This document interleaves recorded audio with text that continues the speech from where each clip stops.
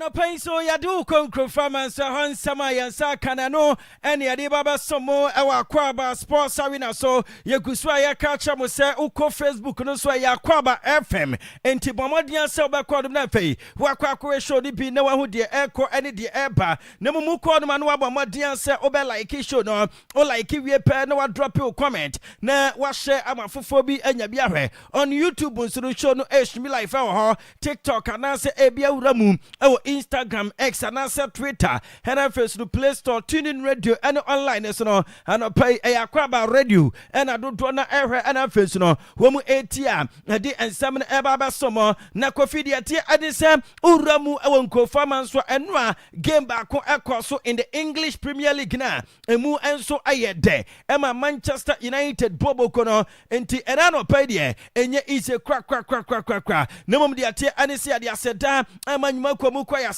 And I know pay Yadimo Elconco farmer so young faster dam and my Akwaaba Lodge in pain for same. Se anopay ebia wanya hoho na opebabia obesio mo amomosum adwo wo na fei eniema akosie amawa Akwaaba Lodge mpanfo ase for wo mo akonom na de wo mo akonom a wo mo ebeda amaniema akosie ama wo mo na fei unsuno wasum atimi adwo kama pa na Akwaaba Lodge mpanfo ase mo rooms no emu efe emu akono security air tight e wo ho ena mo san e wo spacious car park restaurant e wo inside gym center so ehemu supermarket kan ho ukoba ho abenyansa no de anu eden ene de anu anya den entifoni eche alawa kwanye so ultra Akwaaba radio eko anim kakra bia praise be omni offices no masi no ni opposite kwana egusu kota no de faso ko anim uko anim kakra bia Akwaaba Lodge ho a wo mu ebo adwuma ubetimi afrem penfo hour 054 191511 and I say 0208393108 Samsung Akwaaba Lodge achi no fosu ya company limited ho a wamunso ebo adwuma upenua papa e de abodan so uye project bi na behia enua ebetimi aboa amasa project no watimi completing asundwemu a fosu ya company limited mpanfo say odi abraonum mu amopamanzonia redwood akata cyber supply farm wawa odum chenchen ene asamfana no mukon mambenya bi mu size bit say 2x2 2x4 2x6 1x12 eno ya fisher board mu peti nj enua type ni bi ana ceiling buttons a ni nyina no Fosuya Company Limited. Na mo pedudo na tu atono. Monfre 025 738 9828. Makacha mo dada se Akwaaba Lodge chi ena Fosuya Company Limited ewo original anti-barbering saloon enso eboa yepa. Na original anti-sim so be yuti ama ho ayefa. Runabout akesiem ho Fidelity Bank na chi enwa wa bo adwuma ukodoma ema no mu 3 step bia mo pese mu yi no 3 steps anase ebia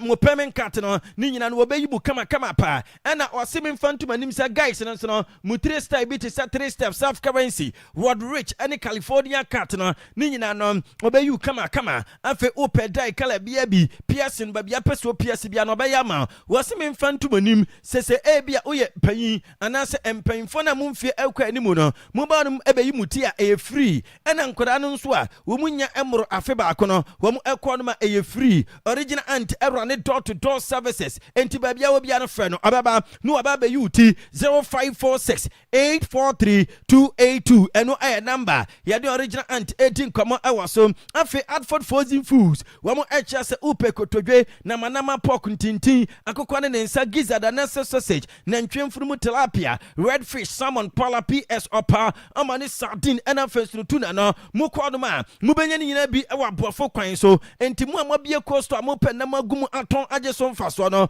Adford Frozen Foods mpanfo se mumfumani enche branya kwakwan ne so babia enkane na Chris FM ewa no ni opposite omu ho a omu eye adwuma ena ukodoma kwan ne so a omu ani washing benu so edi nhwade mu obetimi afrem mpanfo ewa 024 843 1370 na se 020 4557434 eno number yani Adford Frozen Foods mpanfo 18 kama ewa so Siwoma Limited enso akwafa danse mu niema papa ne bo efo ebetimi aboa ama edan na usi no wetimi asini ntempa so abra eka no enso ebetimi ante enti se ope China doors ope wooden doors ope iron rods awodo paint wheelbarrow square mesh pipe cement plywood modern design plywood wood sticker ceiling buttons roofing sheet tape measure sandpaper shovel pick asset pan level any chest no ni nyina no Siwoma Limited say oba honoma onsa ebetimi akabina fe eno nso atimi aboa maniema akosie ede amamonti contractor for mason for carpenter for anywhere that for mutebi enano pen no mumfumani enche runabout akesiemu money eche continental no before so bedu post office abronsan yensan say ni opposite so na bronsan and transport ewo mu no homo branch ni pi ewo ho a homo ebo adwuma enti mumfre 020 813 1877 and answer 0243378508 ano number ya ni Siwoma Limited edin komo ewa so El Shaddai Sportswear and so say am fantumanim se ope jesi a efe anebo efo na san eye quality one eye wo mu El Shaddai Sportswear eno mu ede emam mo pe Real Madrid jesi Barcelona Samsung Manchester United City Chelsea Liverpool and first no Arsenal AC Milan Inter Milan Juventus Paris Saint-Germain any Bayern Munich jesi no mo pe Boca Juniors and first no Flamengo anything be at some chase River Plate wo mu jesi sa ni nyina no Inter Miami any anase mu jesi no ni nyina bi ewo El Shaddai Sportswear jesi ne bo efo esan eye papa ope quality football boot anase ebia ope football ankasa El Shaddai Sportswear say ne bo efo yepa mu amope samba adi ni nyina ebi ewo honom tracksuit ana fence no mu amope sleeves ni nyina no ne bo ewo fam afa mu amope tricates no ni nyina ebi ewo honom Rafis jersey anase Rafis card any wom hwesto no abusu ewo El Shaddai Sportswear bi afa ne Sportswear ho de uduani eche El Shaddai wom asoya ubenya bi ewo abofo kwan so a enye izekwa special promotion ana air cost ntimunkonom na monkonkwaje mu jerseys mu boss ana fence no bibia e first Sportswear home na utiem ya no pa ya uduani eche brekum Central Mox zongo one way kwan no so na fei wakwa akwajibi na ubetimi afem panfo awa 0542 427787 and answer 0204 584200 eno number yani El Shaddai for 18 komo awa so Maya Chemist enso ekwa accident tenten na Maya Chemist same sa wako hospital ni atra drobi ama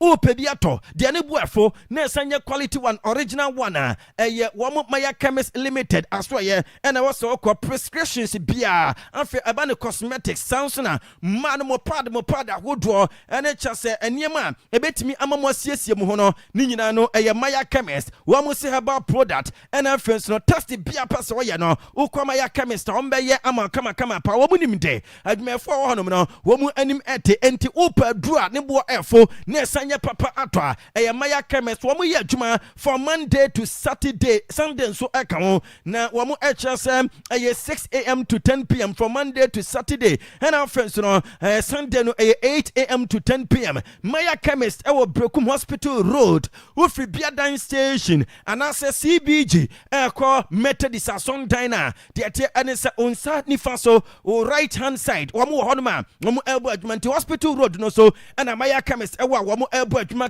kama pa wo person mpanyfo edi nkoma 0541 654681 and answer 0200 639886 eno number yani Maya chemist edi nkoma ewa so we eni nyuma ko bebre na ne kura ase a ena no pai yade mu ekonkro farmer so maka cho se Facebook no Akwaaba FM enti okwa na wabomodin ase wo obela ikicho no wo like wie pe na wa drop a comment na fei wa share amafofo bi anya bi ahwe na Kofi Enua English Premier League Monday 27 no game back eka mu emeyi efiri onom our Hill Dickinson Stadium Manchester Abontense no Everton team no wamo etna fie ema Manchester United team no aba bobo eka baako a wamo bobo kwa ne din enso ene Everton wamo entimi ante Abranta ne din ene Benjamin Sesko ene timi ebo the only goal on the 71st minute Emma United team na wamo edi nkunim eka baako Everton bobo kono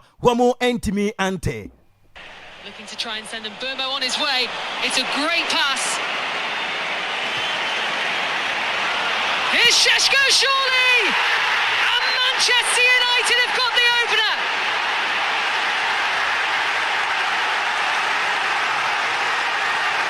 After a much improved Everton performance in the second half, it's Manchester United who find a breakthrough. Yes, and after the 90 minutes, the Manchester United team now enya the 3 maximum points. Now Benjamin Sesko, wababe savior for Manchester United team now. Abrantino enya 3 goals off the bench in the last 4 games. Wapo ama United bobo kuna nacho say. Wama last 4 matches no. Wanya 3 goals say wamu emubia no. Wafi bench ene benya sako no emu wamo na obekaya wamu ene Fulham 93rd minute. Abrantino every bench ebenya go amwamo womu game wo free bench abaya went me anya go aya Tottenham Spurs match no name womu match womu po etia West Ham United 95th minute wonya go and afenso no enu 71st minute so no wotimi anya go no player and anya more non-penalty goals in the Premier League in 2026 than Benjamin Sesko say uyi penalties every mo Abrantini anya 5 goals not just a penalties no wanu no mobi enti say ya ka players womu asha goals do in 2026 na we penalties every month wano Benjamin Sesko no and LED onoma wanya 5 goals enunti Michael Owen ono a former player Emma Manchester United bobo kono abo Benjamin Sesko abaso was it the previous manager couldn't get a performance out of Sesko. Now he's banging in goals left, right and center. He hasn't even been starting a lot. Not just say papa ni day any European or Marine no when Timmy Mayanya Abrantin Benjamin Sesko soon faso says Abrantin a shego from the left side to the right side and the center forward one no wo goals only say Abrantin even kwapono wonya more matches and start here now so goals any adwuma warrior na so ani ye papa was way a big win Emma Manchester United team no because anya their best performance now so nkofona timi akipu clean sheet asnya winning game anya 3 maximum points do bet me aka and say Manchester United bobo kono bomo moden we anu osin abo United club na baso so we adwuma Manchester United for no enso trena utimi say yes niema ekoyie entoni de ewune se enua abrante ayafe ne Benjamin Sesko ebo no moden no na goalkeeper Sunny Lamens enso no ebo no moden ye panto bebo Sunny Lamens abaso with ni saves awaye from corner kicks or saves or na no edinye pa eno na Everton wo manager and David William Moise say the golino ebona umodinye pa dead was he played really well. He was the best player enti Kofi Walker sansem no mu edi player of the match award ama Sonny Lamens goalkeeper ama Manchester United bobo kono eno keep clean sheet wonya 43 touches woye saves ni 4 and punches ni wonya 4 and high claims no wonya 2 ewo mu anu a wanu enya player of the match award no eno and after the game Sonny Lamens edin sem to just wonim so no wo qualities because say unya kwan ebe keep Manchester United goal post na e was say can be actual say yes wono wo qualities because enye easy say great club like Manchester United no ubenya kwanya akwa keep won goal post into diaka ene so no ebenya gidi ama no ho na performance wo de na di no watwa so sa eno ayensem Brantef ni Sonny Lamens what they to dwa wie ye and what done teammates na say how musi fast you a different day ye ene chese pressure na ebo mo so a wo mu etim eshoku sa pressure no what they said ebe man teammates no na so far urama Manchester United team no a lose just 2 games out of their last 19 games wo mu abo with Brantef ni Sonny Lamens so starting kwadia utimu sanyema ebe koye amwo na Michael Carrick ebe no Manchester United bobo kunu unbeaten obekaya papa no ebo games bi ansana nanu wo mu adi adwuma no ema no enti obefa Manchester United for the first time and the second time no urama papa no abo about be 9 to 10 matches utimu say yes wadro mienu pe de akanyina warene obekaya ni first game our boy no was against Villarreal as Manchester United manager no we win 2-0 and one Chelsea ebo 1-1 no obaye no the second time the first match was 3-2 8 Arsenal we win 2-0 8 Manchester City and we win 3-2 SN 8 Arsenal was sign about 3-2 8 Fulham and was sign and win 2-0 8 Tottenham we about 1-1 draw 8 West Ham United and Noah we win 1-0 8 Everton yeah bo papa ni day and Michael Carrick abaso into out of the 18 points I was one no one year 16 to 16 points out of 18 was big teams bi muti City Tottenham and Arsenal were unbeaten in the 6 games awabon say we move into the top 4 of the Premier League Michael Carrick Edin Komano and was who say one bet me abo better her team no performance na in all aspects no we improve for them to come to away now for we enya 1-0 victory as nya keep clean sheet no and not just a team ni money I was no nemum odi aseda ebe ma Brantef Benjamin Sesko we bought the only goal no was why fantastic and I delighted for him being in good place like Manchester United no aya de bia say ebe good amawa u players no and ebetimi amana ye good amaw enti Brantef Benjamin Sesko we boda baso no obesire United supporters ne say we munya abotre na edu ba bi so monte football na say na ntimi ema players no enko manim no gidie so mbenya the good balance ebetimi ama United bobo kono abonso back atuba bia na emre bia twam no mo ewo no we wi anu osan abo Abranta de day any Sonny Lamens and afenso no Abranta bi at se brand mbuemu and afenso no Benjamin Sesko any Matis Kunya new players wo mo join United bobo kono wase players no aye impressive signings for United bobo kono because go no mo shane no no every Matis Kunya and a Cody Brandon Buemu and a sign eba Abrantef ni Sesko wa bo etwatnam goalkeeper Sonny Lamens and so a saves into wabo the new signing players no wabo mabaso massively and I think that's part of it sometimes is learning to cope with it, and I've said it recently. I said it when I first came. Sometimes it were easy and it's maybe rightly so at times, not so on others of just expecting players to perform, and sometimes there's a lot more goes into it, and feeling the environment, being comfortable in your surroundings to be able to perform is important, and sometimes it takes a little bit of getting used to, really, and whether you're starting or coming off the bench, and that's part of our job to try and manage that, but yeah, particularly Senna, I thought he was outstanding tonight. I think as a goalkeeper, really, you couldn't expect, you couldn't hope for much more. Safe hands, calm, composed, came and punched when he needed to, and calmed things down. I thought it was an exemplary kind of performance. So it's delighted for him.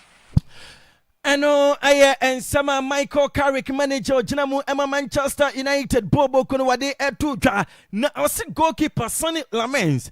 I said one year branch fan Edwin van der Sar maybe a chum. No ye goalkeeper Emma Manchester United no. Was some similarities bia. When we say branch no, etwas we say ya. Baby Edwin van der Sar Edu United Edu no. Obetimi Edu mu Edu honum. I definitely see that similarities, yeah. Without comparing them, I don't want to be comparing them because I don't think it's fair to Senna. But there's definitely similarities. For me, as a goalkeeper, to be reliable, to be trustworthy, and instead of creating the chaos, you want him to take the chaos away and calm things down. I think Senna is that. You know, he's quite quiet at times and unassuming, but he's got a real steeliness and. You know, to step in, it's a big role. You know, for some. And others, as talking there about coping and just being comfortable in your environment, and sometimes it takes time, sometimes not. But he's how he's gone about it at the moment is that calmness, that composure. I think it does help those in front of him an awful lot. Eno aya ensama Michael Carrick wade to dwana Edwin van der Sar nei ye kase Sonny Lamens eno no ewo eniema in common no wono nso abo United in pain for na baso se empone se so amoma kwan ama young players afi youth team num ababa dwane club no na club bit se aya Samson and Manchester United no yeah youth players no ebo mu yie pa especially Abrante Fini Kobe Menu were one of the greater enei were example to Insemina or no Edwin van der Sar Walker. I think one great big example is of Kobe Meno not getting a game under Amarin. The value of the youth system, bringing young players through, is not only at Ajax but also Man United a set in stone. So to give him the opportunity and put him back in the team, yeah, that lifts so many. Not only the supporters but also the younger players in the club. So there's still a chance for myself to be there, and that gives pride to a lot of people. Eno ayan sama Edwin van der Sar wade ema Batman Kaya force after Enua 1-0 victory.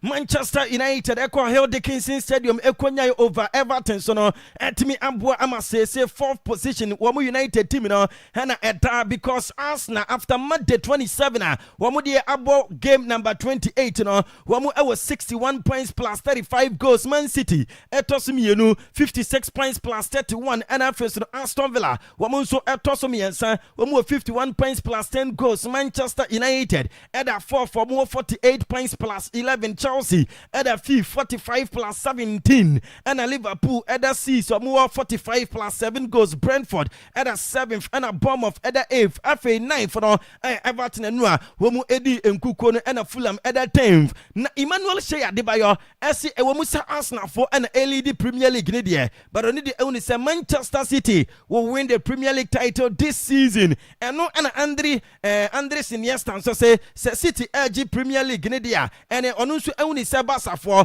ebesia La Liga no because we say your maba top our league log no so we only so betima maintain sa position no for the rest of the season and to Ubisana one Andres Iniesta no only say Barcelona are the favorite to win the La Liga because wamu emane some positive vibes bi na enu Pedri ekodi nkomo eno Ubisana say player ben and actually say Akwaaba ne sem ofesina ni yam hyehyeno en wose Kylian Mbappe ene Vinicius Junior no mbisa ne se aden en wose sa players no mu speed papa no no Pedri no oni speed nti se be kaya the last air classico kurapo no wo mu se o grab a branch of Vinicius Junior nti these players players are omutimi ko speed be 3 times to Nidia no nti these are players or no ebe person mpo no nka won hia wo mo en mbisa ne se na Madrid Boboko no player ben en na ni beje pass enka Barca for be kwakofa no Pedri ene na asiakan wase Kylian Mbappe wade na no see ya ena Ferran Torres so edi bito so say yes Mbappe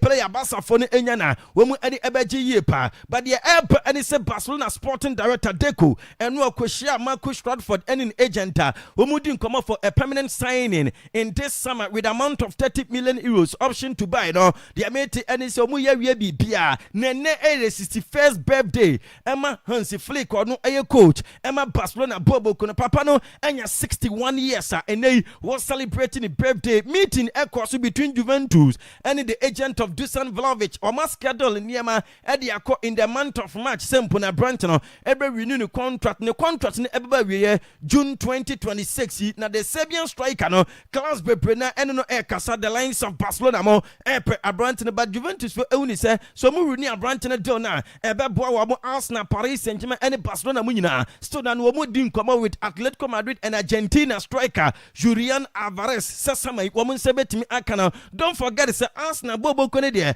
I already say wombe kwa kofa boy even a bit take 120 million euros mpa wombe kwa kofa boy na fuaba be yadwuma edi amu womo AC Milan midfielder ni din ene Luka Modric nso kofi de amete ene sasa ne done ba wiye na se wan toaso e AC Milan a obekọ back to Croatia Dinamo Zagreb obekọ akoye adwuma edi abom after 2026 World Cup no yesi bia now retire at the end of the season na so one retire at the end of the season na so one sign a contract ama AC Milan bobo kone dia according to La Gazzetta dello Sport no Abranton ebe ramu e Croatia no ni Dinamo Zagreb for no akoye adwuma Borussia Dortmund for the third time wamasia ba wamusi Manchester United boy Abranton fini Jadon Sancho omu enya boy na wamu epe odo so Bolon Emma Aston Villa but wamu Dortmund team no epe so mo sign efa Abranton we say who can coaching job yasi eye hard to coach yasi England national team no who koye coach say pe pressure pa any chase nyema mu yi be ya den e de ama no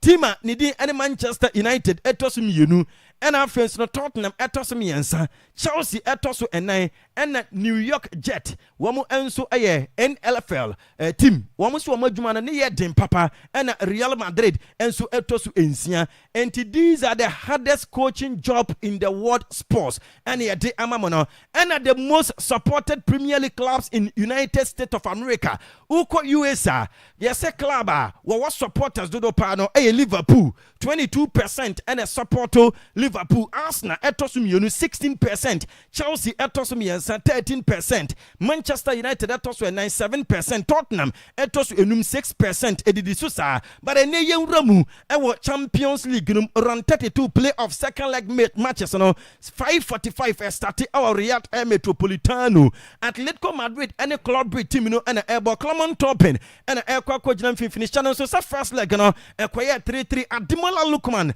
a player bia since we joining Atletico no the attorney say in all competitions wanya goals ewemu La Liga Copa del Rey any Champions League into 6 matches awaba no wanya 6 goals contribution na wanya 4 goals 2 assists ewemu eno ana Marcus Llorente say womu die ewo gidie so am supporters na beba na ne womu ababe support womu we know we have our fans behind us and it is going to be a great night and no I am some Marcus Llorente wade to dwa Coca Resurrection say womu say womu Atletico for no a favorite but a meaning nothing ade womu try womu best ene and so betimi anya good results womu anya good results and when Diego Pablo Simeone say energy level ne there e was through year papa because players ne feel good technical team ne so feel good and Urama supporters ne so no feel good and Jean Oblak ebe goalkeeper Molina Pubal Sansna David Hanko Ruggeri starting game no Abrante Feno Simeone Coca Resurrection Marcus Llorente Ademola Lookman Alexander Salat Henry Julian Alvarez and Ranti Eruba Akwa here we musombe starting game na Abrante Feno Antoine Griezmann Kofi ni new look ni de nyeize ni tino adai ni rainbow colors what ya say we aye ne ho blue color bi what ya say na cha say urama grey ensu ewo mu a utimu say efe ye pa but yes Orlando City for no any akoda ne kasa say at the end of the season no for Atletico no me adwuma emu Orlando City Liverpool team 8 p.m. Womu any Olympiacos na airport Inter Milan womu enso any Bodo Glimt ebebo 3-1 victory and a Bodo Glimt at the Stadio Giuseppe Meazza na Alejandro Hernandez and Ekwa Kojina mfimfini Denzel Dumfries a part of the squad papa ni de any Christian Chivu edi Ewremu Batinya de sa Branton ebe starte Emrente du ba koye wi muso mbe starte Yan Sama Bastoni Manuel Akanji Bisek Sansna Enrique Nicolo Ballara Zelensky Sansna Mkhitaryan Federico Di Marco Abrantani de any Marcus Thuram any Esposito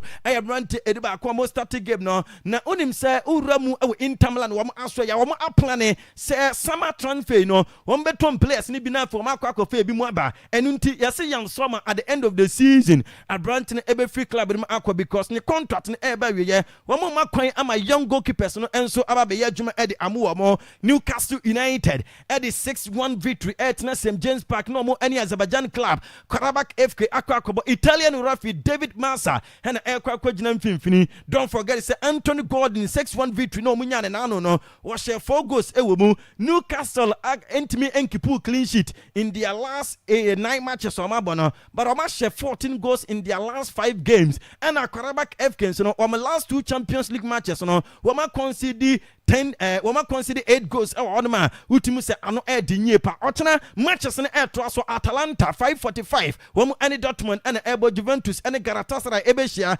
Paris Saint-Germain and Monaco na Fence Madrid team na wamu any Benfica Akwaaba na sa match no Seveniso Junior Alvaro Carreras Olorien Chomene any Dinhausen emu bia ekodi yellow card enye so mo qualify for round 16 stage na first leg na nyade se won betimi abobi Julian Alvarez and yesi say abrante no kamia se uramu ewa Madrid enka onya Madrid anko bebo nanso ebeden se Madrid for ebekwa fan enu and ababetom say Jude Bellingham back to training grounds ene abrante no touch boss amanyema enso akosie amwo mo sa match we no nyade se mo winu ebeye pre-match conference and a post-match interview so no enya de so be bi nyina the first leg game course one sembe be na sisi ya racial abuse and some comment bi papa no ekoye ya etimi ema ye man red card enti ya say ni assistant coach and din and Trahao Hohi and ekwa coach na mfimfini na fe wono aye chesem anase wono mum akwakoye pre-match conference no na Gianluca Prestiani and ya say abrante no suspension omo de amano enua na nanka wamu Benfica for no ewiade mu senka wamu appeal no UEFA for ebegie atum na nsukofi diamete ene se Gianluca Prestiani ni appeal na Benfica for ekoye no UEFA for abo ediagu ena UEFA asnya dismiss Benfica complaint against Federico Valverde say ni behavior towards wamu player no ohye jersey number 26 no eye ade bia entwa yeso okobo abrante no na yesi UEFA for say we no anhyada eno born nti sa complain na Benfica for ye no womaboni nyina agu enti se ne Benfica for edi Gianluca Prestiani eko Madrid yensha no so se nyade so betena bench no so obetena stance no yesi dangerous nti anwe ya no man fa brante no enso ankobi na Benfica for release statement say upon evidence o ma show nyina chi no abrante fene Samuel Dahl Federico Valverde ekobo no nyina no wo mo kira se wo mudi wo ya yie se UEFA NHS se wo mo ka bia wo mu no abu omani agusu se Kylian Mbappe and LED the Ballon d'Or race no wono and yes we favorite to win the Ballon d'Or na Kofi Mani Pacquiao and Floyd Mayweather wo ma shesha another bout 2015 and wo mo ball wo mo first and only bout na wo mo kira se Las Vegas on the 19th of September a Saturday Floyd Mayweather Jr. Wani abrante for Mani Pacquiao esan edi abomina okọ Mexico once wo mu host World Cup ni bi wo mu ne Canada and USA na Kofi ya si nipa bebre na ekole se matches na ebebo ewo Mexico no yen cancel ni nyina CGNG Qatar the most popular person ewo Mexico any the most powerful person ewo Mexico Kofi yes one no and Qatar no wo leader enua urama Mexico armed forces no etimi akuna dia mate and so match nipa bebre mo wo sa Qatar no ma utimu se chese nyama fon ene nyama tantan ene wo eye na yesi enua de case de wo hye bi papa enyapade de wo sebi ewo Mexico abonten so nanso de tie ene se asojafo mo Mexico no womatimi achikata nipa 100 eno na yesi Donald Trump say sanko 400 no yemfo wo emere no won kire wo bibi pa dia mate ani se urama 13 matches ewo se koso ewo Mexico no anhwe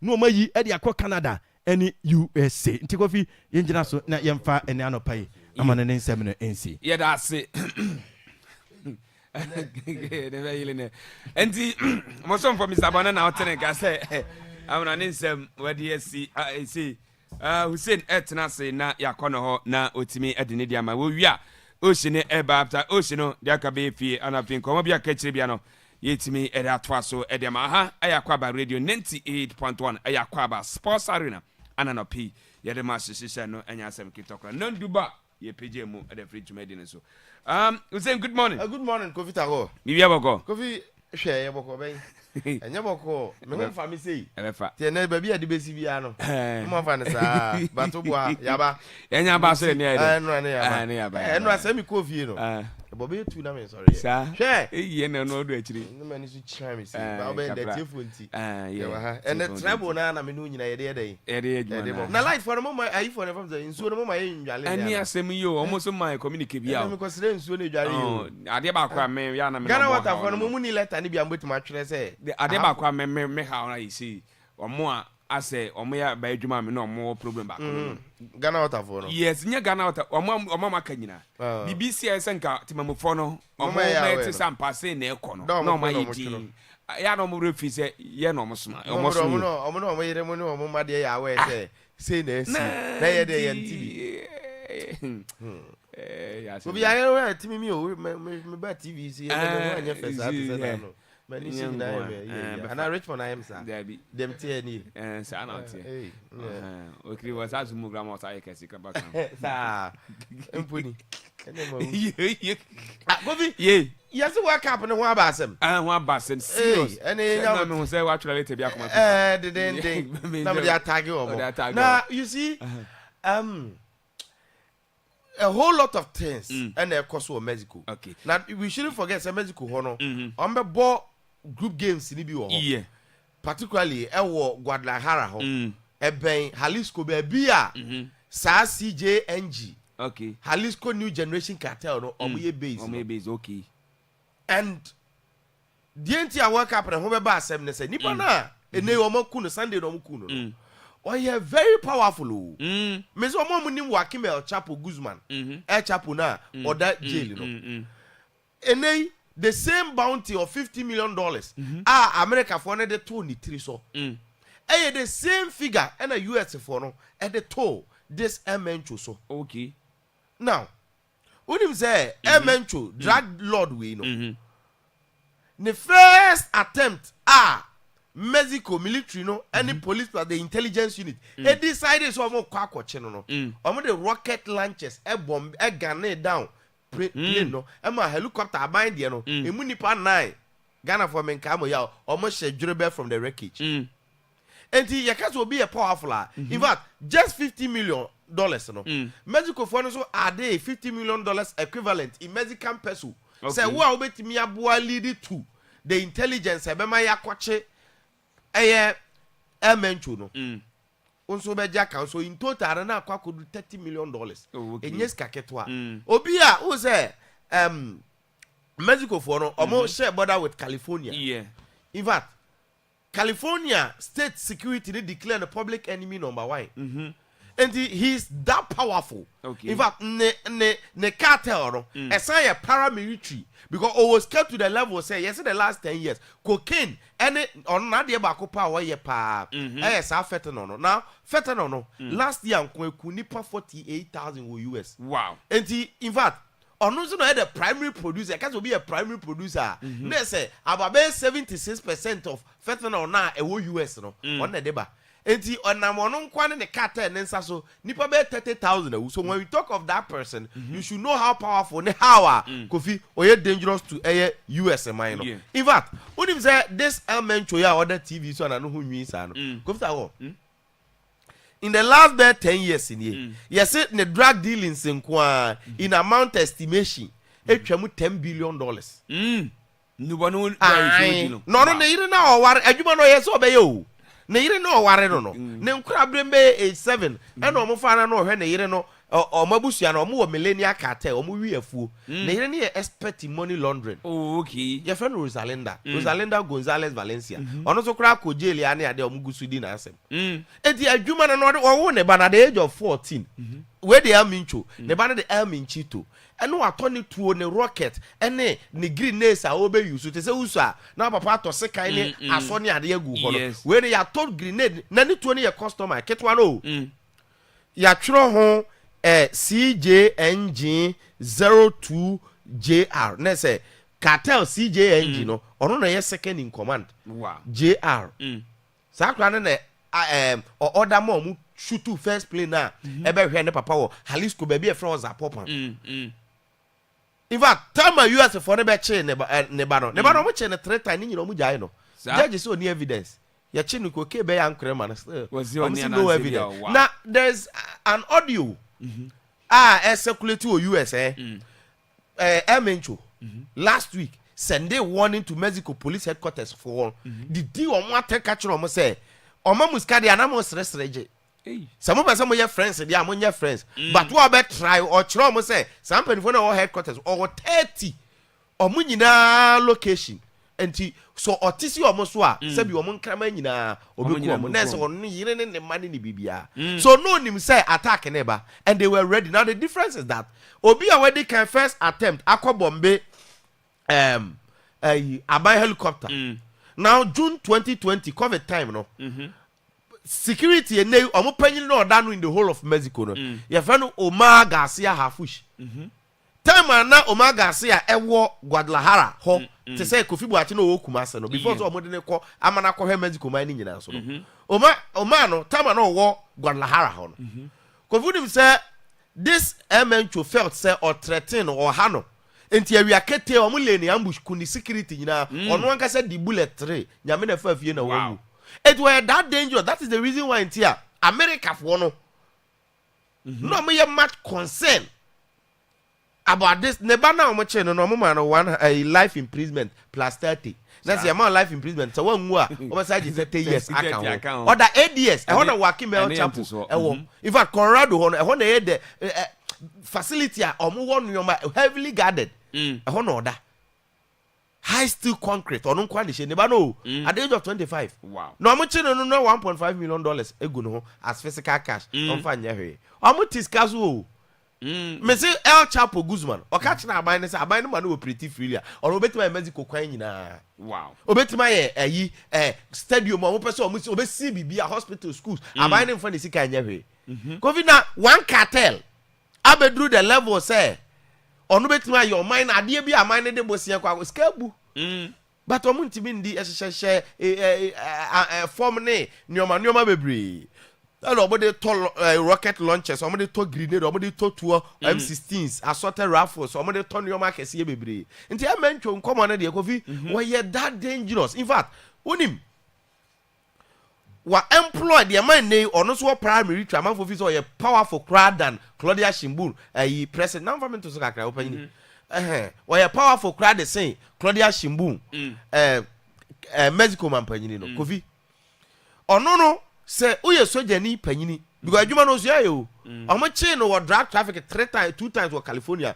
omo deporting ni nyina abaye no unim do obaye no no be police Mexico to a rural police in the how police operation in the network any important figures. In fact on why employ soldiers in Penifon on the man for training no states now want Mexico no Kofi population now 130 million right states 32 now want Mexico no operating in 21 states of the 32 ni drugs now no all the 50 states were America baby what the be operating wow and we are talking of somebody and they US for no one to say na lower cartel Wakime Chapo Guzman on one kasa when the private jets ahodo helicopters choppers or didi dwuma o nya gro na wodi o eti ono no kwa different country omo ago say Rosalinda Gonzalez Valencia ono so kwa ba bi omo ago no so mafa nioma no omo de ko nti e ba no mpeswa de a sika wo ho and he is that powerful he omo che ne ba no ba bi e de me ba world cup ni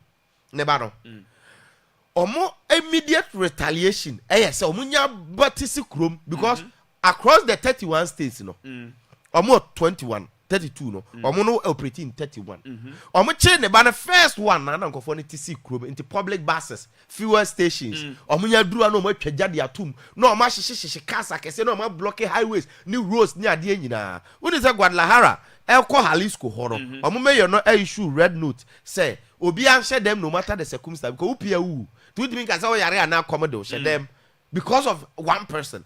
In fact Guadalajara the second largest city of Mexico Kofi and they sa cartel we are lucky city ne down then the yakwakobo work up ho we are talking of somebody amra ye che ne ba no or lucky all the in fact 18 different states are recording incidents of violence chaos omoku soldier for 25 asat enra Claudia Shimbum eba be announcement no we no omo no aided by US intelligence And they went full prepared. Man was a man for the last Nekromo threatening blogger be say YouTube streamer share say or who be the information they lead it to. A big crowd say then again a big picture about hey any agro that kind of person that we are talking about or no. Huh? Mugaze head and a girlfriend the in my Mugaze story ni be yeah, you have no idea who that person was. No nebano. Obi koton cocaine gone wrong. O twa 5 ni nyina ti. Or the second was so to say no what. And we are talking of somebody no audio appear all threatening the whole government. Was it again in mind? Why they even mind?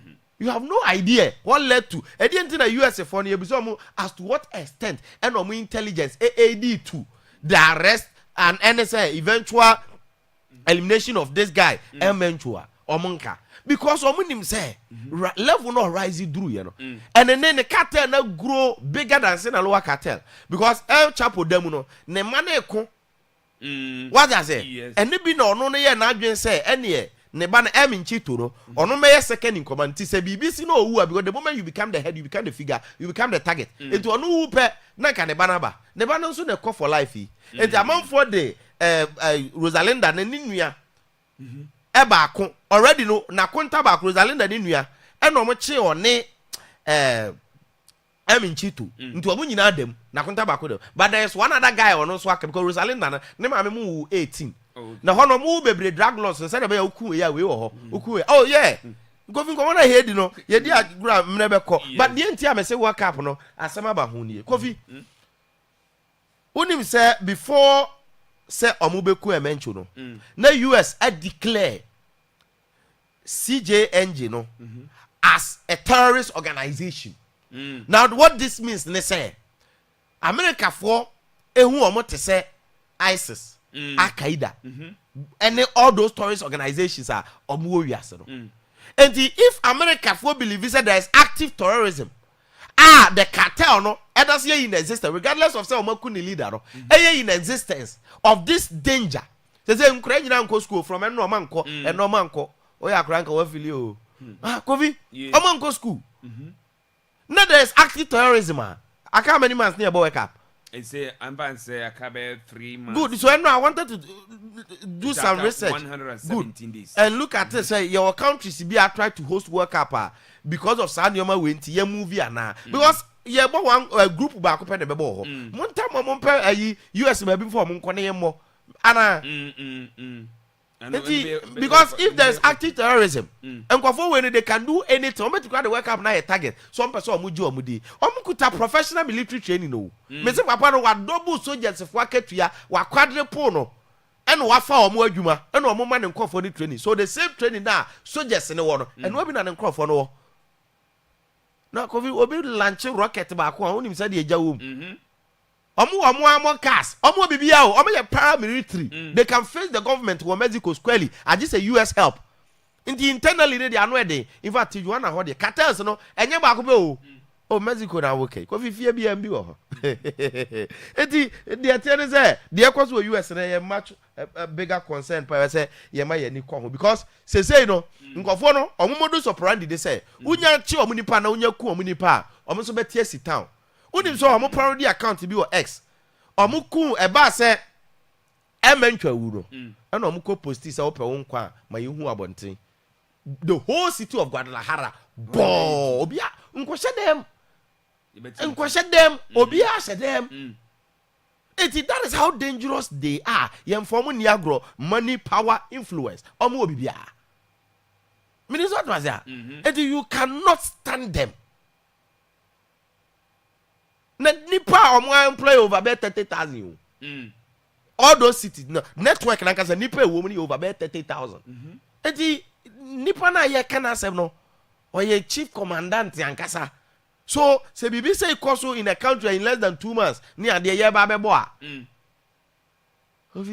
a much bigger concern nti ye hwe ni ye wo ho ansa na age sports mre ni nyina because odi amentwa chi a anhwa obeka nsem ni nyina wa ha kofi ye nkwa ye nim now Enra Manchester United share Everton now it wasn't a game that obeka say on the evidence of performance United ball bia but no United won and that is the most important thing in fact Carrick by That is the job that was given to him. Say, Omra, no matter any results. He's not here to build system.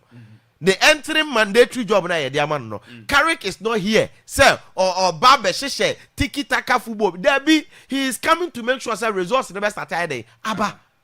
And so far, Oba Nanu ye in the 6 games, we winning 5, we draw 1, unbeaten. In fact, the more you put that in context, the more you appreciate the oil. No? Look, the first 6 games, and when you have 5 wins, no. Amorim by 16 games, as an ultimate winner 1. Here, the whole Amorim season, no, I'm not menu, I'm an Mobi. But this coach by it, and run Nipa saying attack could be menu. Nipa doesn't. One player that tells you how important that this coach Abeye. It should tell you about the performance of the coach and then certain players. Yes, team the Obi Areni and Nije. Bakovita go. Say boys ne bosses say you can see say omo confidence here back. Born na no mo bo ahon dream will be biagina na nice. Nije, and that is one thing I carry the about Manchester United. Am I who be having the quality? Okay. And who go na United share? And it tells the perfect story of almost summer signing picture. No? So when I saw this from ESPN, I was like, wow. Okay, this famous picture of Kunia. Sesko ni mbwemo, omo baya, omo yi omo chire. Good. And time I corner ne buy, no. Omo de that 3 players in the tete as set piece security. And it's about to see a chile omo na deko. And Kunia pass, no. In fact, that was something that was supposed to be the assist. Baby, o jina ya ohun say mbwemo. And mbwemo o peso. Oba man you are almost so you bolo. O mriketu. And was our control the first touch. Or pick a ball one could delay. So Sesko, in fact, speed as a relation now. Sesko diko side Tarkowski hono. Yeah, Tarkowski be kase when you back. Sesko will speed. No bomber no call for placement. And you look at that sequence of counter attack. United they share and the pressure kept mounting. That is the reason why goalkeeper ninja man of the match. Because second half of them facing 9 corner kicks. Now corner no I done wrestling.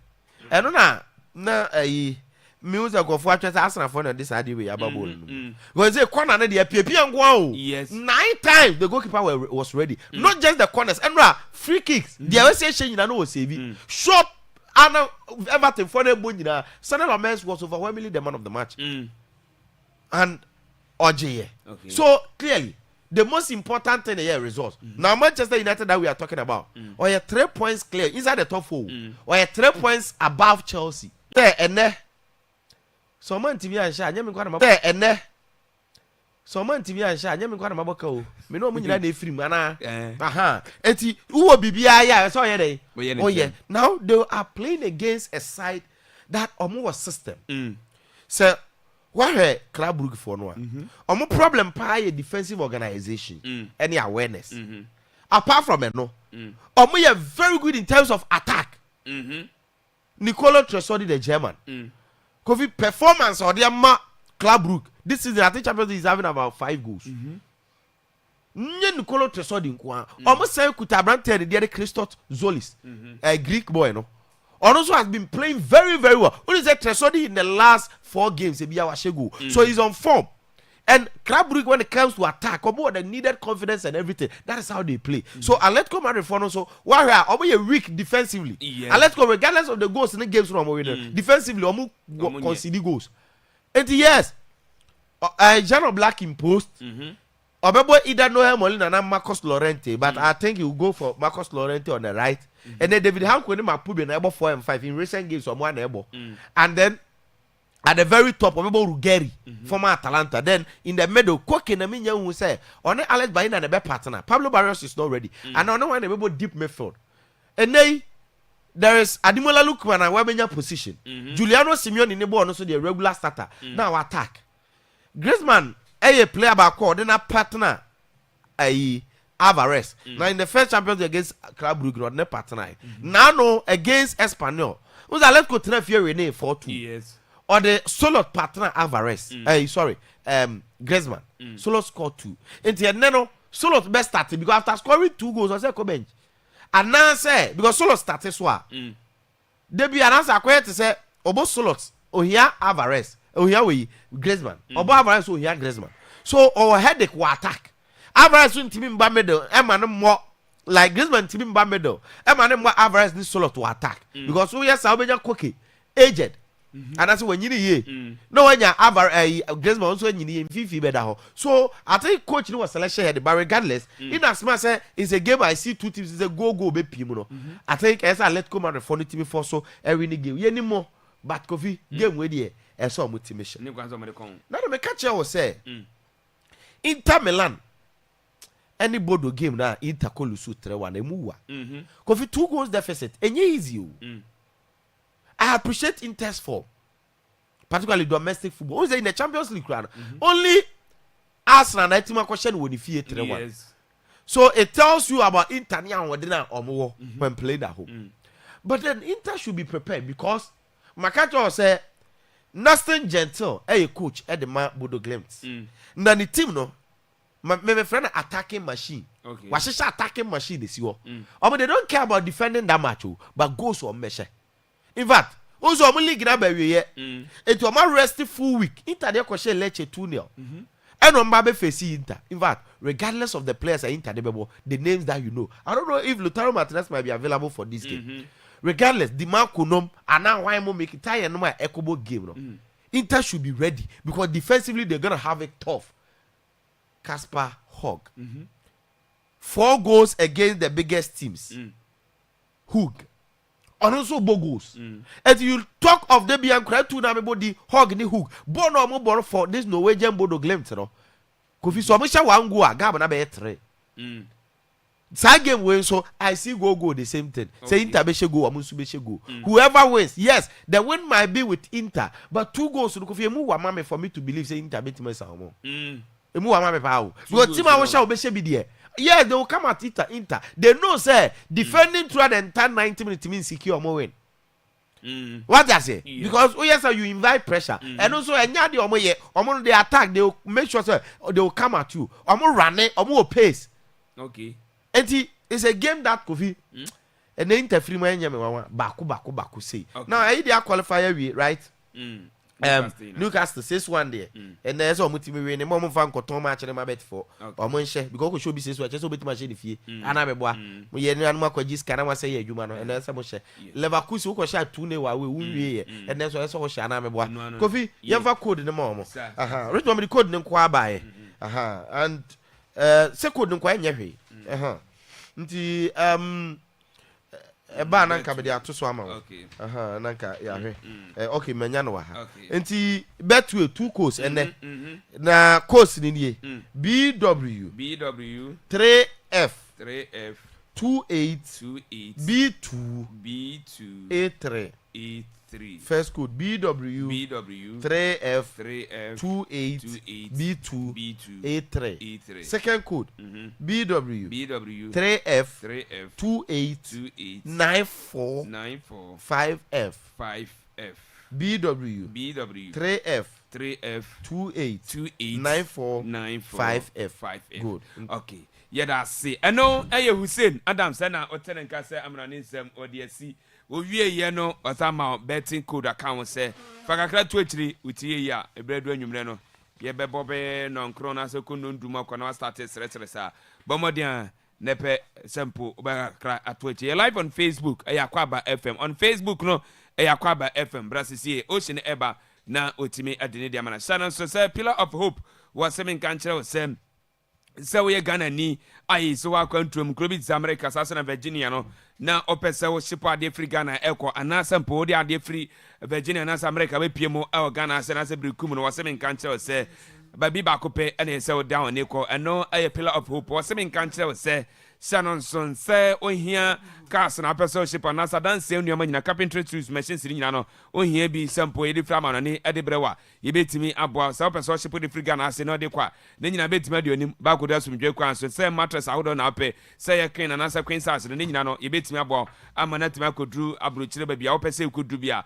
na wasem nkanche se pe cha kwan e obrekum ate no Shannon ubehu ye a ise jamdedi ewa Mr. Preku Jansen so pe odu on se e kan na wasem nkanche se eno sa edan che no Ghana pa na ba bibia ayiso wo ayise niama no yebetimi eda beja ne nyama setima akọ kama etimi ede ama na wasemi nka nche se kwafo mo akwanya sempo metimi akontate se wodofo bi ewo afri o se kwa na wa manone na opese ode ade mane Ghana ana sempo opese wode ade emane na bomodian sampa so na o se drobo ne nyina no yebetimi agye nyama no ba koda sumdwe kwa so how be anyway say ebetimi ato no kwam enti mo drobo doma sampa ana feso se kwa no monfrɛ saa homa wi ebia na odofo bi abrochiri opeso de ade manifie nanso aye a wanya bi ana iso de amana na ade kona beso nsa ana sampo o abrochiri ai so opeso de ade mana no waye sa wanya obi nanso okọ no de amana so mfa nkwa wo de bomode down ne kopie mu oh pillar of hope ye betima ajefe so ama ne ba kodo asumdwe kwan so was frɛ ewo 0559 979569 0559979569 and 0206 570919 0206 570919 and no omo drobo doma sampa ana fise kwa ana afise o semi nkanche se shanon so sample main branch no obehu awakra awa shaman night market wo no say obetime ho ana afise next no so obehu akra kuma say ana afise nyane o semi nkanche se numbers no na wafre 0546 509398 0546 509396 ana afise bono region aye brekum drobo o semi nkanche se America character so obehu ye e brekum no ye drobo kwan so Mr. Prekujan so pe odu am se e kan se de bia ye betimi aboa na pillar of hope iseniama na wodi efri asa kwa brochiri ana fesu de fra brochiri odu Ghana ase no onsa betimi aka ntempa so now so wodi akoye wodwuma no yemkoe the tactical man ocean tenase yemko na amana nsem no onfa ne dia man wo wi a ye betwa so awasi the tactical man ocean Bibia boko there. Fino ala fini. Until the end. Until the end. Oh, okay. Could be na. Nyankwa. Only one the son me na say na the son me. And the nipa odi ka de buy no. Say we say na chi. Na unim the odi kan de buy. The catch we say na chi bona. Nti bona no free ne suna me hu be bona free buy ya. Na ono de bre. Oh, goye na adwen so odi mami. Na on so de amami. Da bi me de say me no me nsa. Na ya me no wa na ti ha. Say me no na ti ha. Yeah, we say me. Me ya den. Me too good. Me kwa asase ase. Asase ase na say wana. Say bibia boko dey. Bibia boko. E be fine. Ano we na no hyedodo. Sa kodo na no odi. Futuro no so dos. Ka say so mu do amunya nto ba se me kwa me twa kwa fa ne kire sei na. Say wo kwa o mfa me ru. Dabi. Bia na no se me ko fa blala sifio. Na nsi dem sa fa me ko fa Akwaaba lodge no. In 5 years, what believers ministry na Matthias. Na na unse nose mask preko.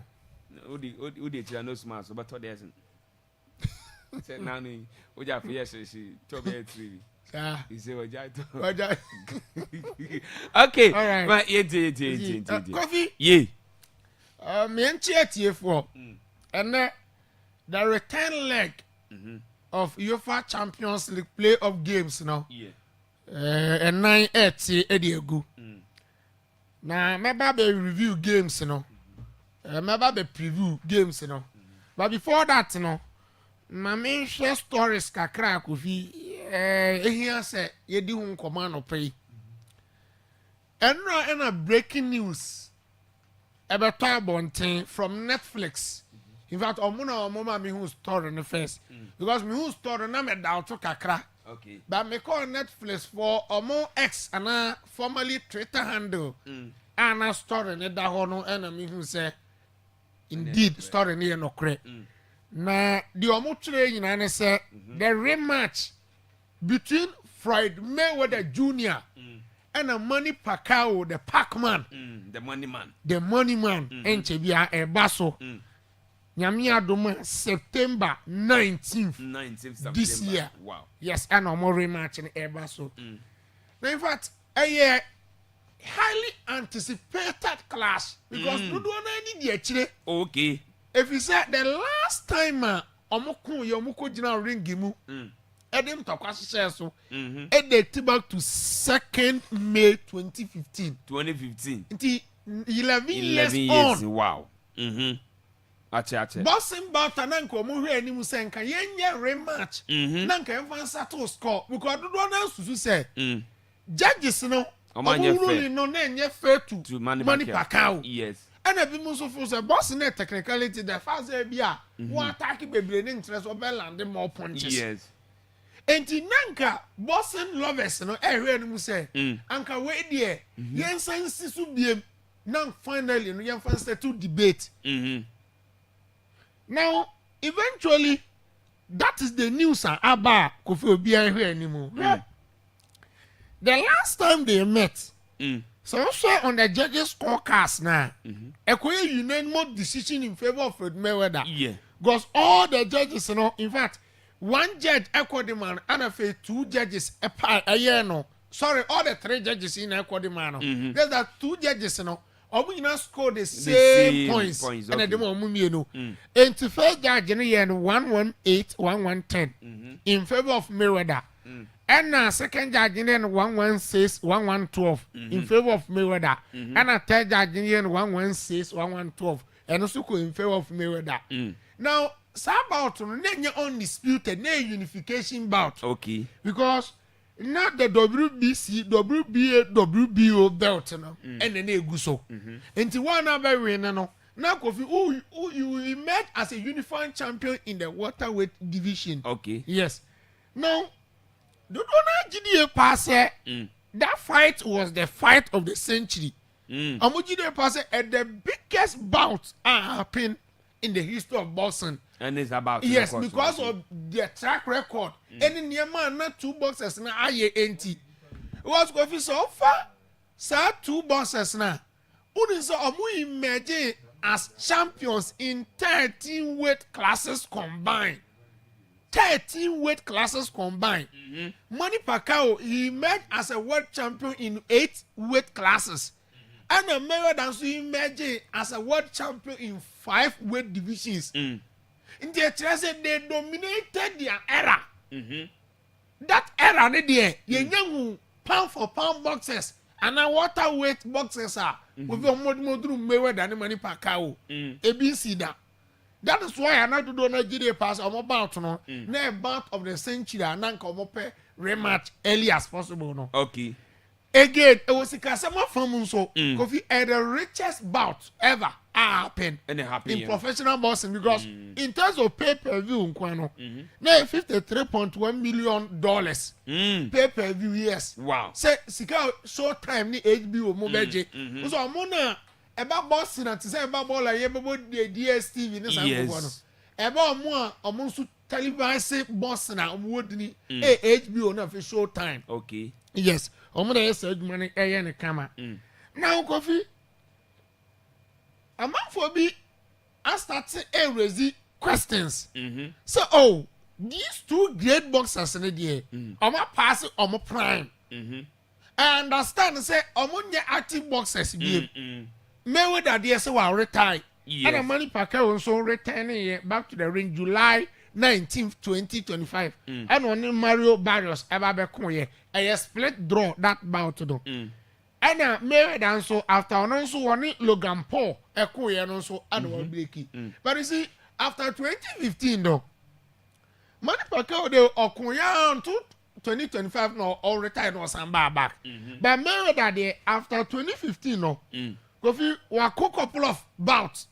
One Andrew Beto Akoye, one Logan Paul that YouTuber no, one Aaron Chambliss, and only John Gotti, and if one Conor McGregor, and so Akoye. Now on record, Mayweather there, Onyan Lusu fight, 50-0, and one knockout 27 on Lusu match, on Lusu boxing bout to be out. Wow. In fact, Kofi wako 48 bout wins in a row. 48 in a winning. And offer Manny Pacquiao the Pac-Man. Also overall, 73 bouts. While winning 62, while draw 8 and only 3. And after confirmation in Bayern, Pacquiao say, already Musa, Obe say Mayweather ni unbeaten record no. Now say Mayweather the track record and say wako unbeaten ono na be the first monster Obe breaking the record na handling on the first defeat. That is the conversation na the echo so. And you go for your better bout we there dodo na be share animu even though omu peak level there but still they can give us huge excitement yami adma Saturday September 2019 that is the news about so Las Vegas Nevada hold on be the ebe kwa akoko je you know ye ni abra ye hwe ni mu yes we generational bout because omu mienu dey in fact they define that waterway division now pound for pound omu define ye na nya asenketo a okay kura now anopaya FIFA for requested detailed security report from Mexico. Na the enti omu yesa ye nyina enim se encha World Cup no eba so. Couple of few months to come. Na theater fam na na the enti FIFA requested thorough security report from Mexico. The SC. Nano Sunday ebeto odwa say Mexican police omo ready the camp of Rubin Nemesio Oseguera Cervantes, popularly known as El Mencho. Widely regarded as the fiercest and now one of the most dangerous drug lord. Now, wanted man. He is on a wanted list. US for a declare da. Now, Kofi, the upper engineer said, Papa way uko Guadalajara City, baby for Tapalta, Jalisco State, wada. I want in a camp, okay. Now, only or a drug lord, only the cartel, cartel, or mere powerful, as I say, Crown Kofi, uko South America, wa, and North America, you know, combine. Omuji fast after Pablo Escobar Monia, the other dangerous drug lord, no. Papa way say, one na baby currently the most powerful drug lord, Now, or establishing Jalisco drug cartel, new Jalisco drug cartel, no, between 2009 to 2011, and a papa we establishes a cartel, no. And as time goes on, no, and a coffee, or more minimum, montaba, and more buy, I may know my very powerful music, I want, I want near my baby. I would hear near my view of where the epi.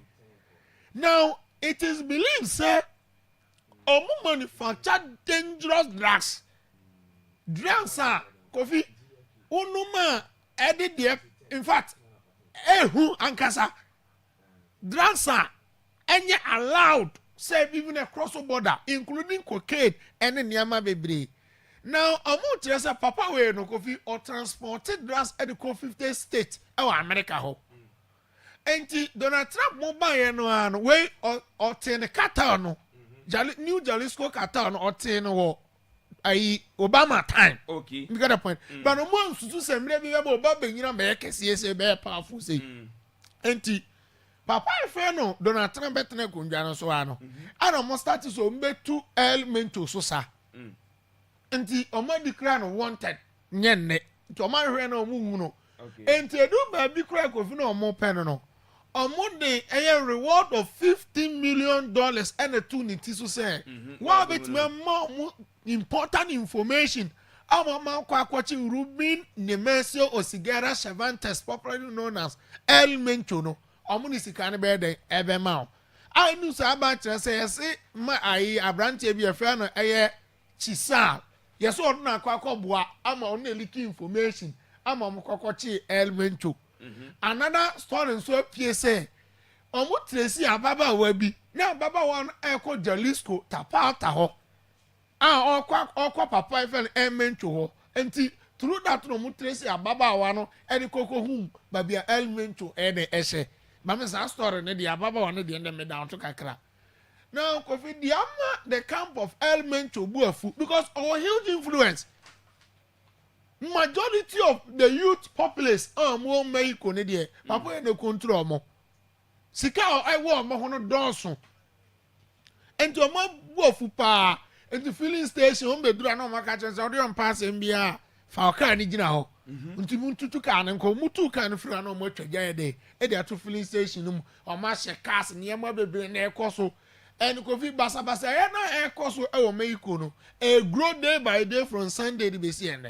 Now the Ashem rante na bufuo pa omo decide money nyina and say almost say US for ɛnɔ ɛnam ɔmo so a ɔmo boss ɔmo leader elemento ɔmo aku papa no if say according to sources from Mexico kyerɛ sɛ ɔmo release intelligence ɛkyerɛ papa elemento ɛkyerɛ akwan US for intelligence ɛna ɔmo release information ɛde ma Mexico troops no ɛna ɔmo identify the location of elemento ɔmo kunya ne yɛ de ɛyi na afiri hɔ nti ɔmo ne US for ne nya adwen sɛ aden na ɔmo no mo bɛ influence yɛ military no ama enei ɔmo ku yɛ drug lord elemento after the killing no ɔmo asɛn kora kye ne ba na akɔkɔ piem America hɔ na deɛ nti US for yɛ saa ne nyina ne sɛ o sɛ work up joint hosting US Mexico Canada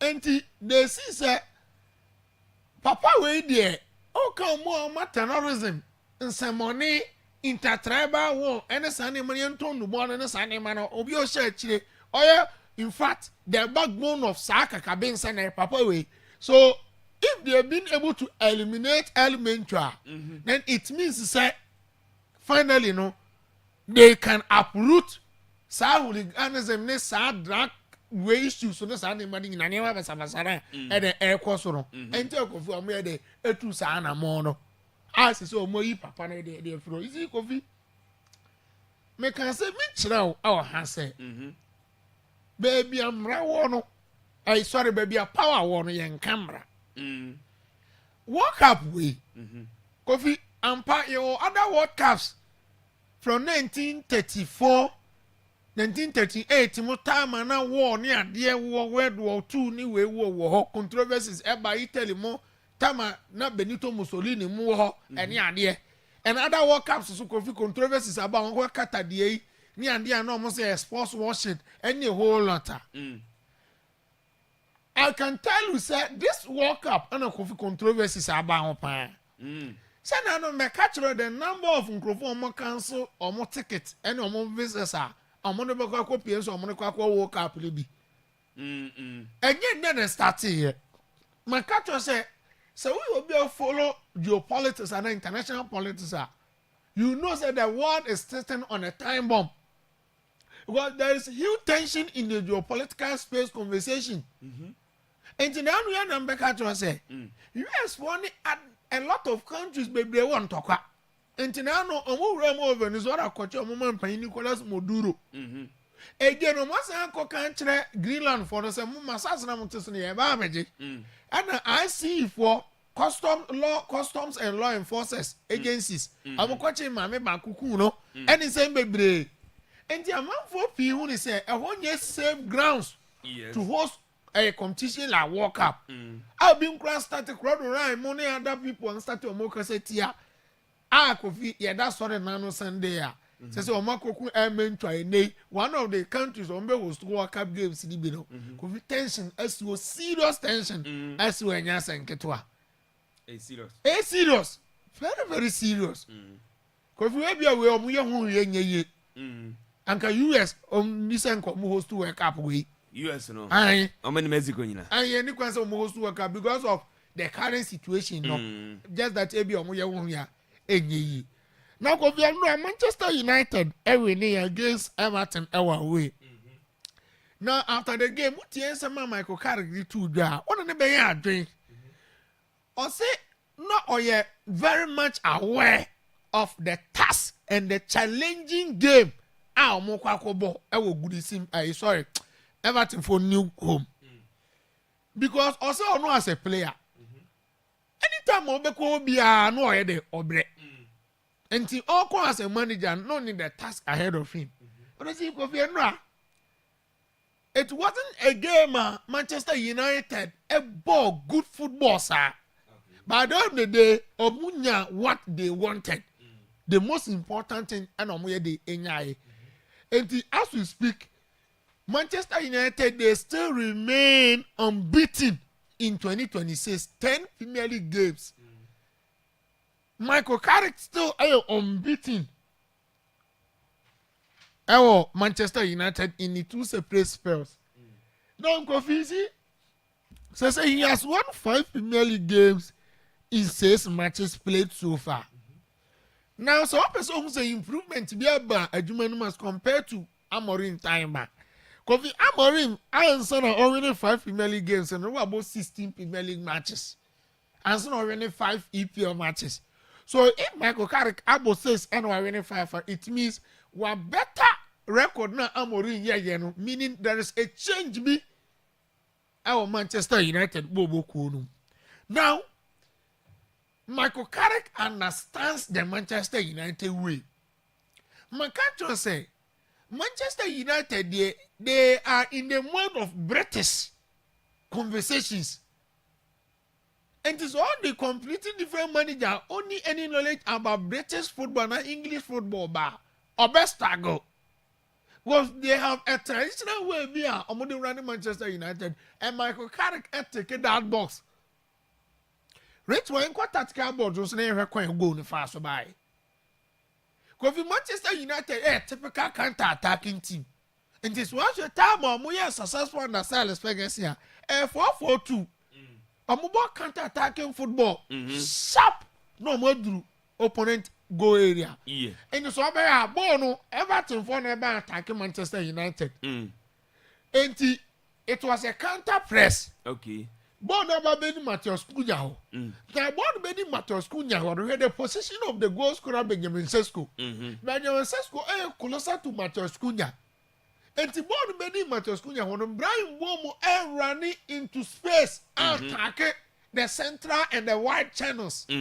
Or move from the central channels attacking the wide channels. Okay. So it was a perfect long searching ball from Matheus Cunha.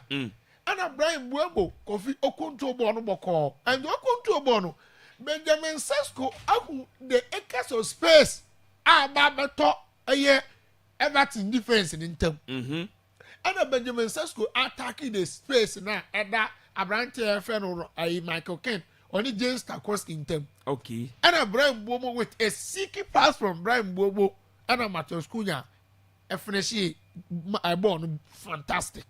Or the two at them. And that won the game for Manchester United. And say, you can say, Ruben Amorim be one yard. But if you want to know, Obia the Bakai, Ruben Amorim and a silence. It's in the government silence, no.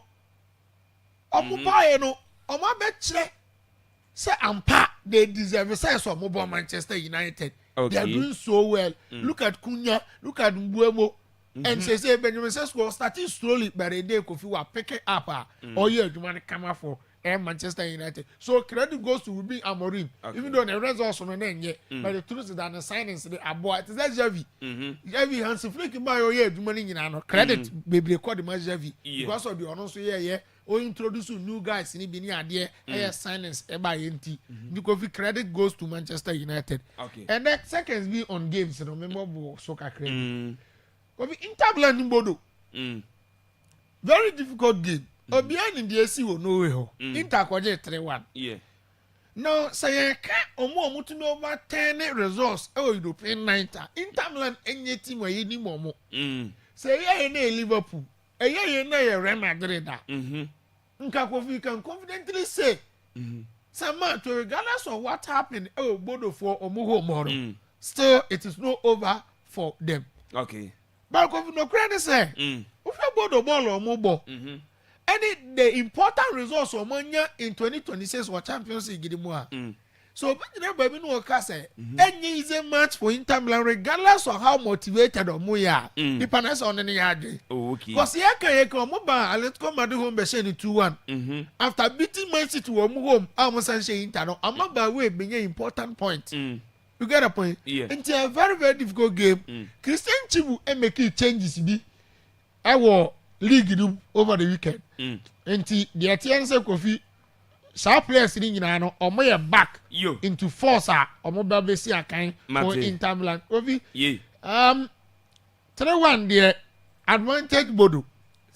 But Me who say Inter bet more about tennis score line. First half na 2 na. Yes, it will depend on the base. Newcastle so beko. Says one who away there. We the crowd here a mere formality. Okay. Atletico so the crowd group. If you might way there, Minje Atletico ni. Okay. Even though Omubo home Wanda Metropolitano advantage home advantage beko the amount but Minje Omuni. Okay. Minje Omuni. Mate yeda ase na goals no. Yeah, Omugusu prepare. Goals yi die.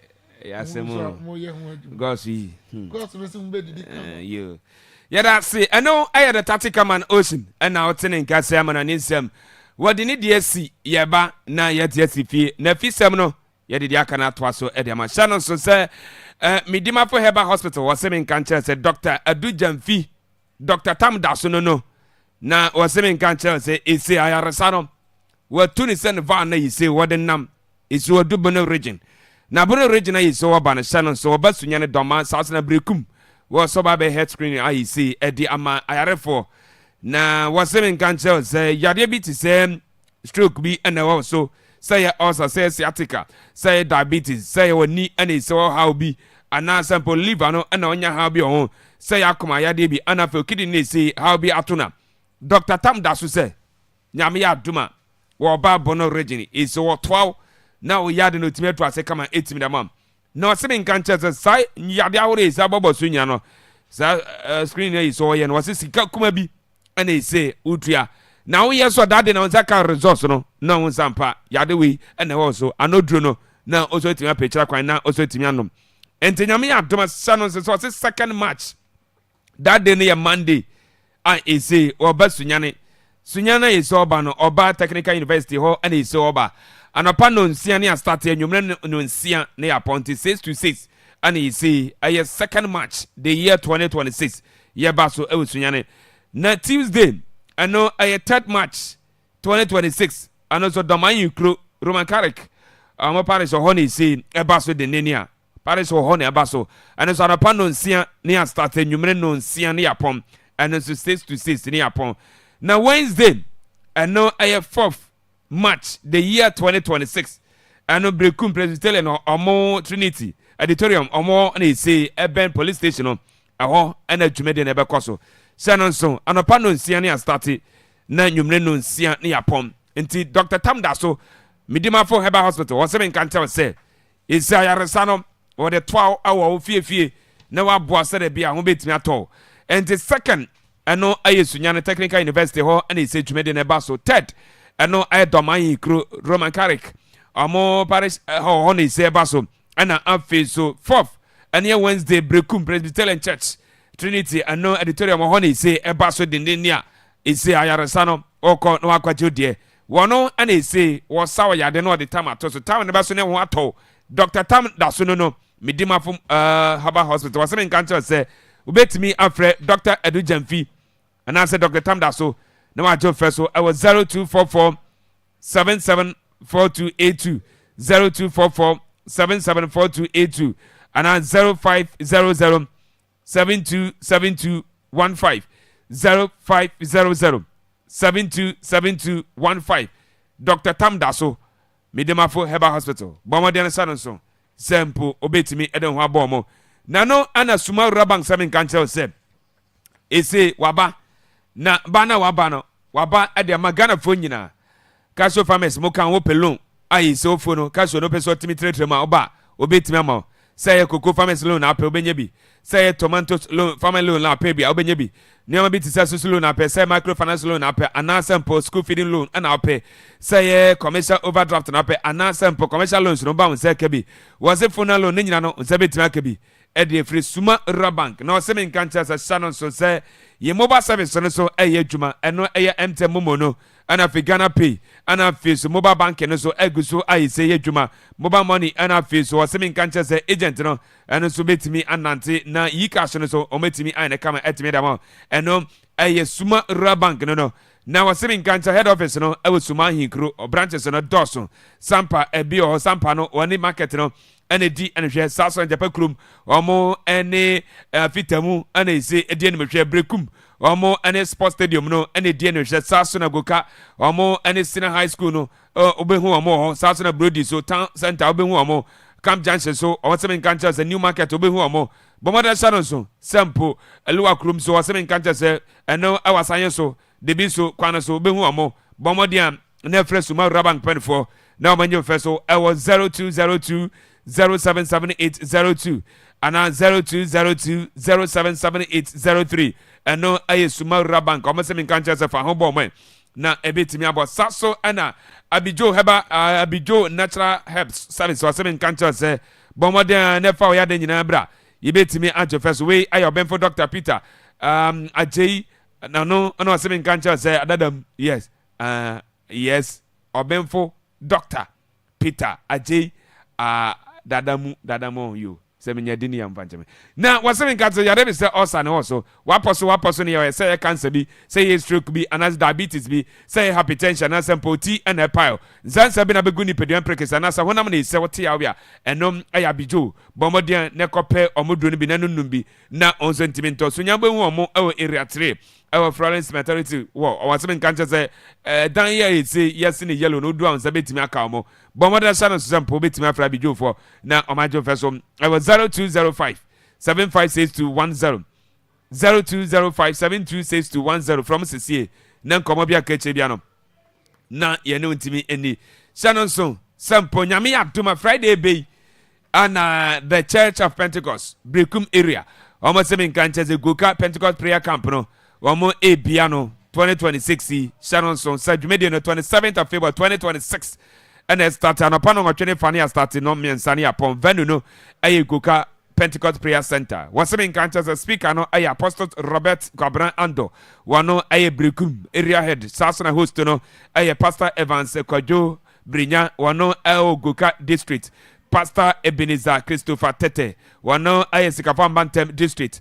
Team members no ebi eti say Eda George Ochre wano aye team leader. Saso ena Eda Jacob Yautwene wano aye team secretary. Eda Emmanuel Ahianyo wano aye financial chairman. Eda Isaac Buodi wano aye team member. Retire Eda JK Chreme. Saso ena Eda retire Charles Kofo Kwafu. Wamo nyina eba ana fiso pastor say wamo Brekum area nyina no ombetimi eda won abo na nyame ya doma jumedie no ode anim nyam abeteche Shannon so wamo nyina kambi ana no pay wote ankasa de akodiem sem no ye de ebrawo yenkofa messages no ye ba afi sem no be to aso bejo fa babam na de asa wote no now so timi atipi enya asam keto was it good morning Akwaaba Sports was more fire watch you live from one view we a free boy the messenger what the about was it good morning Akwaaba was it the best sports show ever was it more update from Rema the justice from Akachi but honey so what the free justice said be about our Akachi there yo yen twice well was it good morning Akwaaba Sports crew was it time for your good work was I'm watching you live from Italy Torino we are born in Richmond the messenger or the free eatery at the bar no was it good morning Kofi was say I'm Moses from Kentampo Bono East was a greeting to all Barcelona fans Vesca Basa yeah that's it was it watching the show live from Brekum Kuto number 1 was it if Mexico can't host the World Cup they should bring it to Brekum Kuto number 1 hey Maza be careful ho Mugabe Mugabe be careful be careful what right Mugabe now na Ghana mamu nyina ga World Cup ntimi wo sina o se family kutri now park be no there are some now okay what's it greeting to my mom Amabadu the yam seller aje Okada the Maklele Tau na anafi so alede John and all Kutuma community members from Great Mugabe the messenger what the buy no what's it good morning was say this is your guy this is your boy City Boy, Praga Rider, inside Patapo Station. You guys are doing the great job here. That's it. Say the message, you know, Eddie Abba. Was say I love you, you guys, especially with Senators. Was say I love you guys, people. The present, the way you present your sport. Okay, you way I Abigail to one messenger. And so Eddie Abba and appear. And so yet me a be Eddie Fro Eddie Mana. Young Romney say na young Quenny the Akan for you. Na yere fisam atwa so e de ama Shannon so say fisam na ye de ba no ye wiepe na ma no ayede da bi we nyum na gum shatawale nyum na go nti ye nto aso wa he me ade ne kura me woti nche na yisi otutu to born by You was it glory Manchester United, the home of England football. We are about Beam Nation. The messenger adia aba enano penu no. Na yankwe na yamfa efisa men twata. Efisa men started the Ghana man pay his excellency John Dramani Mahama. Enwa me ko sha private companies no. Na me adwuma de bi na okopie mu awase. Na okopie mu wase no odin koma na say Ghana na say we asa fa na economy no ntimi ngro abre say sports no ntimi prepart. They so bestre private companies are is omo Ghana ha amo sika amo bia nwuma kese ni nasefo no was it say ye pese agudie na etime kona nim say the Ghana economy ni time gyina na so dia ene omo so emmoa na Ghana sports fan is say etime ate no ebi ma hyase ai say o down e kopie mo parliament ya majority caucus is omo omo the month of February ye wo mu no obia edina katua edba kote sports fan no mo na no sports minister on the 2 months and say o de yi edato so de gogum ana afi so Dexter Kwabra Stuttgart MP Adama Brekum West honorable one so in 1 month there at the courtroom to best say private companies no almost say and support to say be a betimi abona sports fan no e betimi agina na nanso na e be wie no yetimi atete talent ahodo awo online mo. Before I conclude, allow me to address a sector often seen as social but fundamentally economic, and that's the area of sports and recreation. Sports today influences global markets, tourism, media rights, youth employment, creative industry, and investment flows. In 2026, Ghana stands at the center of several global platforms. Our national football team, Black Stars, is preparing for its fifth FIFA World Cup appearance. Our women's soccer team, Black Queens, heads into continental competition with renewed credibility. We also prepare for the 2026 Commonwealth Games and the 2026 Summer Youth Olympics. These moments position Ghana before global audiences and investors in ways that few sectors can do. We've therefore established the Ghana Sports Fund, a transparent financing framework for grassroots development, school sports, athlete welfare, infrastructure modernization, and long-term talent pathways. No country achieves sporting excellence without deliberate funding systems. I invite corporate Ghana to view this not as charity, but as a partnership in national development. Government has created a framework. Let us build the systems. So tonight, private sector, I have you here, and all senior government officials, ministers, Bank of Ghana, GIPC, 24-hour authority, all of us are here together. I propose a covenant between us. Government must commit to maintain stable macroeconomic policy. You, we and then some Ghana man penny is Excellency John Dramani Mahama, where the Atuja and Anopi Yadebi Mount, our Akwaaba radio 98.1. Na free President Akachi, na Primo, Uncle Primo, our national teams in Akachi. Sharonso, national under 17 head coach, you know. Coach Dr. Nate Ogum. Enwa FA Nena Kwasitena. I say 2 years contract was signed. Is a national under 17 bobo kuno. Dr. Nate Ogum. Wano ana fonano. Obakoye Juma etimi edi ama national under 17 bobo kuna. I don't sabno. Anope yadi amount. Ewa Akwaaba radio 98.1. I say otibi shishisha ni nyansa miketokra. Mama reference Shannon sample o down oni ekopiemo ewo school. Tournament in say football na is a question. Mama referee African school football fan no etimi ekoso ameno kasi Ghana here defending champions. Shannon Sunyami Abduma second and have coping 10th of April 2026 no tournament resa go PM ho I say Ghana ye school under 15 for no I say mana is omane bono that tournament reso betima kobi na omatimi akogina na omatimi akote omane nimbium omo ane defending one na dance ko jomo no you almost defending champions. I mean, Okasi almost a copimo or Mozambique, Maputo ho and a tournament. You know, a bit Timako to Jai when we say a bit Timako near Timako defending beam. We any day flow by don't some the amount and anopi our Akwaaba radio 98.1. Now, young freeway, now you copimo our summer attack with me. One Senakai at the man baby and Gold Stars. It's a Ghana.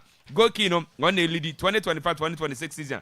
I see Yabui. Now I say Yabuzana said. Gold Stars, when I'm defending champions, Capone Kutamo. It's the money mediama, 120. It's the points at Dentamno, I had 3 points. More here animals league, you know, most of the Sami down, Namajana, no, and a Samatakumi, I didn't say Ediba.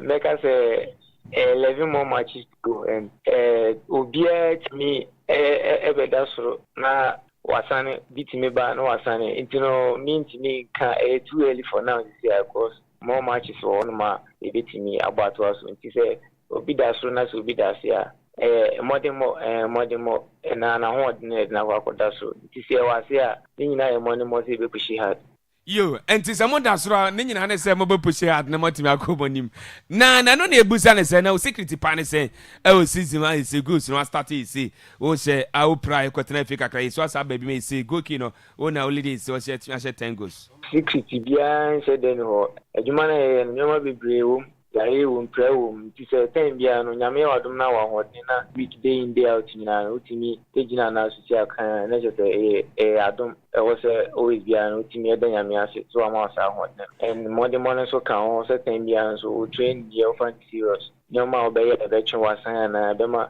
adwuma wo ye no utimi push forward no na watimi ja san nyama na o focus yo we anen sama every sama atakumi akachi ba na no ye buzanze GP no wo gina ma yi se bo ati sai ne bo no ati se eye easy sa em se league na ye bo ne die o ko area o mentally carry ko at least o ko no ultimi ka se 100% sure se o ko ko for win sana metimi aka ko ga na ye din sa o ko we games ya no ye hard ti se ultimi ko na o ko bo modin se na team ko nya 3 points ne ba ye se team ko abo modin pa team ko o beti ma ko area ko ci sa 3 points ni na ba ne ye se team ko no wa ye jumadin na o dia sa 3 points and o bo home ne so home no meka se o be feel comfortable kaka so fans wo wachi chera opini sa anyu mari nyina ntina be ma wo wa ho de na timi abaso but awe no nya ne sa ko ne wan kiti bi e be ya chro ni ade no wan kan tima anyu mari nyina rate ma performance ka na o de ko game etimi asesa bia yo we anen sama atakumi wono edi atoja na ne ebuza ne say it's a goal killer na only watch 10 goals it's a Black Stars and call up no be ba na say yemfrɛ no anya bia no ata ya wo so mu say Black Stars call up no be ba no ne yemfrɛ ya na how ni say league na ye bo no players ni edos pa ye dos ne obi ni da so say call up be ba na ni din kan ho ko say bo man no obi ni da so say obenya sa dream and say me time on so na say mi nua bi free local league ni mo pa empire na wo say ye bo man no cause okone ko ya ebie kwan ma ya time nyanso ya so bi ko na obi nko ya eno no ada na wo so dia re ho na say how there be focus na training ebo mpa say plan sa na ma say adwuma we ya etima oda de metimi ma ho endo career say plan ma na say ahoden wa mpa na be bo training up to hard effort ni ma bia so time ne so ye frɛ wa o kwa mu bia ni musuro bia ni mu awatimi de ni je so wa ko se bo man ti so bi di kan ja wa na obi kwa e wo se de ni je ni mpa bo e ta sa local player na o connect because o connect ko ya o mbe twa mo nya be wachi ya na no de group bia se de ni o man my red time bia because league no enya ende de odo but no kusi se players no obia mo de most so en obia try the best and what say time ni do na say kola ko ne bana nyame ado me kan ho a I was a corner with Nibia, men so effort dear meeting with Jabo Manibia, it's in your cocoa support all mine. You, we and a free someone attack me, Nakachi Eba, and no Muzan say, one ambition pie, so the boy GP and the same. If it's a Ghana, will be about pursuit to crime, meaning or the league, no better bonner retire. Ambition is a Juma, yeah, especially look at the Empire Bunya and say, I don't. Let me abon a hay, yes, a bow and season 2 season, your film. At least league nearby no to me who and so 5 seasons, 6 seasons, nothing. Free ma and no bow. Yeah, and so I didn't mean anything. Yeah, but when you are quitting him, union will be a deacon and him now more than one. Beating your hands out the bench, I could do. You be fine. You, we and then some Takumi, a friend, I catch it, but Shannon so say, as good. Oh, for no, Oma for coach Karim Zitu. He say, Oma appointed coach Karim Zitu. One and he say, your head coach, Oma Yen say, zone 2, no, I'm on the lead table, no. And Oma Yen say, on bit to Tom on your may. Na ometimi akọrọ fa o de play off bi enim onya top pe na wona wa akọrọ fa yi se oba na phase zone 3 zone 1 no na Sharon say isi the baby United ehia be 2 wins nepa na no ano no na qualification na watimi asecure o hwen mi say obetimi akọbọ play off woni Tamale City e osoro na ya se hwan na isi e qualify na Ghana Premier League no otimi aba na oba be ginem kwame woben Kofi yenti we ufimi dase Kofi enra me say ye bedin komo kakra bi yes afa intakono afa interschool so me go fi die di kan pa no go fi mame mo school ba ko okurum ha ba so big schools games na ba so go fi jankuntabuo Kokotaye. Yeah, Kokotaye. Yeah. Na no me homo video bi. Yes. Na park na no mo gina so bonam ti. Me Kofi have been there before. Makoja nkuntabu hoda. Kokotaye. Say on a friend example no. Ya free man na. Ya free man. To na ye omo ayi no. On Kofi. Okay, wo dey yes me metime nya na. Minya opportunity ko jankuntabu. Wa abra na Kofi. Omo school ho no. Na JSS for na ibo ball omo nso. Omo nso. Omo the primary for ni bi. Ebe ka JSS for no omo. JSS na sen. Like then time na JSS require am say na JSS ni say 2 hours sen. Kofi. So me kwe na ye na asoma. Nelson wofa. Okay. Na then time na OC school dan ni bia ma omo wo jankuntabu ho. Me ne adwa konama and the call that very day. Okay. Na fe na omo si Jesus ni bi dan papa ma nkola na. Jankuntabu no wan. Wo bia dan echi ho. Okay. Na fe na Kofi yesi school dan ni bia ma nkola na betrem Jesus. En Kofi mi nya konya kwohwe ba bia nkola na ibobo no. Unim se nkola na ho no Kofi e be din se sa nkola na obi benya ball TV so kra hwe. At the light ni o. Kofi the distance DSTV na nkola na benya ball ahwe wo so no. E bi ni ho. And unim se jankuntabu ni na ye meka se ye the capital town. Sa. E ho na ye capital. Most of them there be meka se capital jankuntabu Kofi krokit we bi ni pe jankuntabu no 500. Okay. Most of them nkola na free jankuntabu ba ni go nkura na se jankuntabu na chi. Na nkola na dodo na free eden. Eba school e wo jankuntabu ho. Ntinam se jankuntabu ni na ye capital. The capital no. Tin nkola na dodo na free nkuro na chi. Because me nyash me no akola bi amfiri bi adan ko school jankuntabu. Enye possible. Ade ho ne bi adan. Kofi the distance from bi adan to jankuntabu no Kofi. Sa akola ni ko school nsu atra na oduru.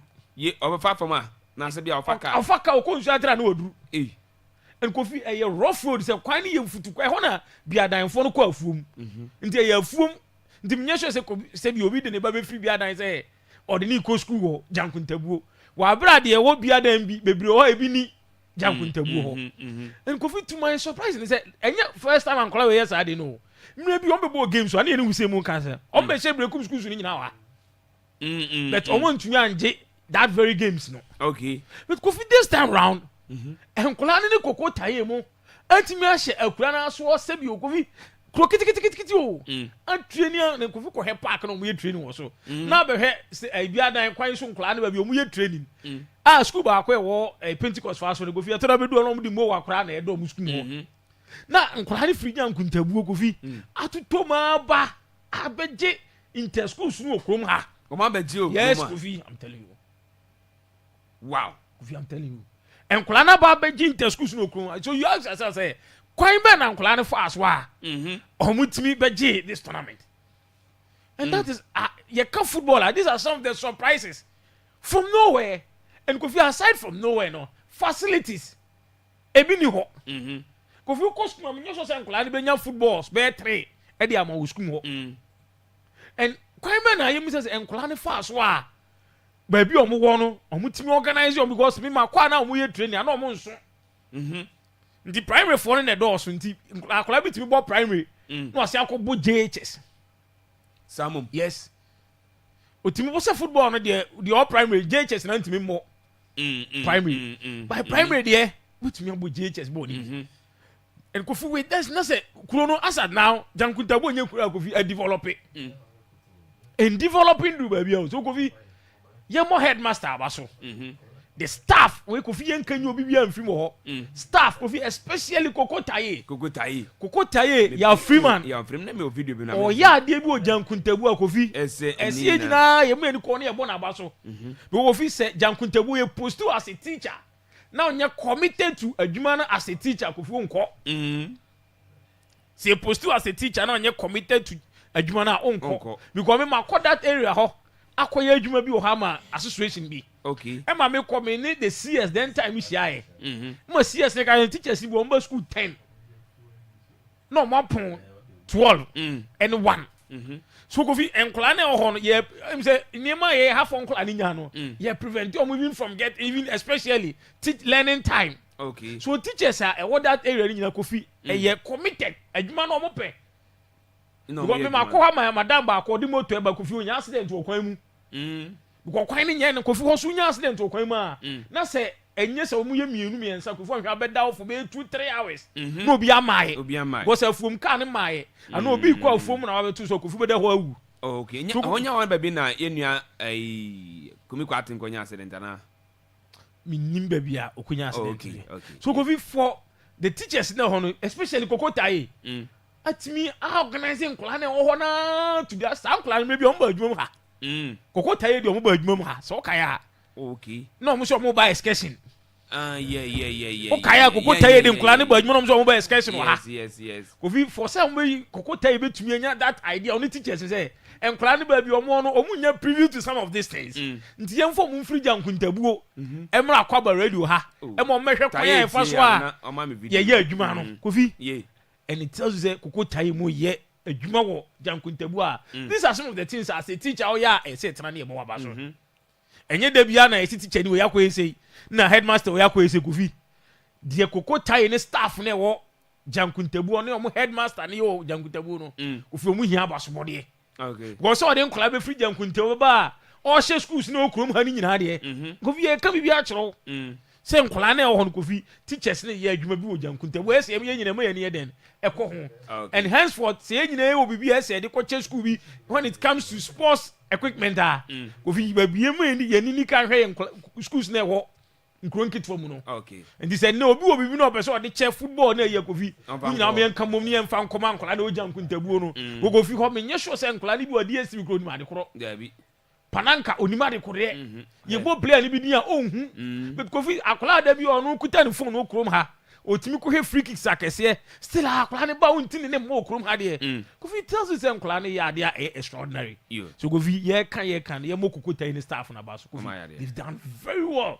for that performance Kofi omo de ba krom ha last week bra na schools no games no Kofi me send na ho abi you see Ghana Education Service and then we can say be about inter schools when it comes to say ye bo senior high school games na anima bisa mo say education service no safety requirement be no mo go akwam de schools no now everyone who say the CID boss I'm a headmaster be 24 hours so I'm providing in pana na show mo school ntare no mo de bu obi ni mra Kofi nsem o tina radios na aka some of the schools ni free say umpo masem and Kofi ya kan dem how about security o inter schools no now Kofi eye kan when e say on compare kula nimra a headmaster na me am tie CID form frame so the bia e ma schools no say akula bi o senior high school bia Kofi oko games ni bia no ni protection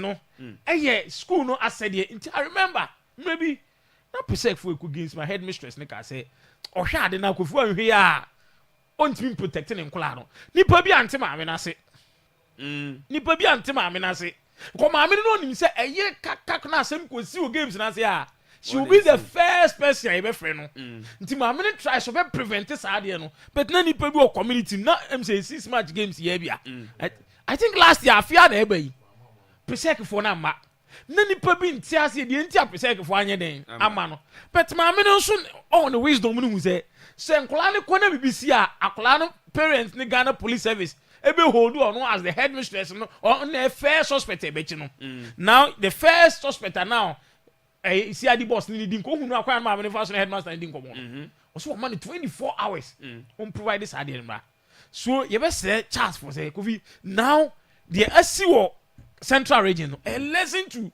all the zones because we see it bo inter school so kroma na ambulance ni park ni so yet we bo inter school so kroma na police for park so no 10 obi timi di uniform e de ma other student obi timi change on kla na enkla bon no best ni timi kwaji persec school uniform na persec ni akwaji mistake de na o de di boni ndi ko fa na say de o she mistake atare di boni a ebi onye mistake student nti woni be ba won so ayehwe sa akola no na se akwaji ni uniform a eye persec uniform ne back nti wo trace a wo bre because wo hu in the video no hu sa akola ne she mistake uniform the mistake for betimi trace until say ebi akola na oni change uniform ba because akola we high student we student Kofi on betimi akọ mistake school nyina omu hu akola no because enkola boni woman to the sense say ye ko games Kofi ehu bi omu timi exchange school uniforms no di boni wo park ne so So Kofi is hard times in senior high school games, no.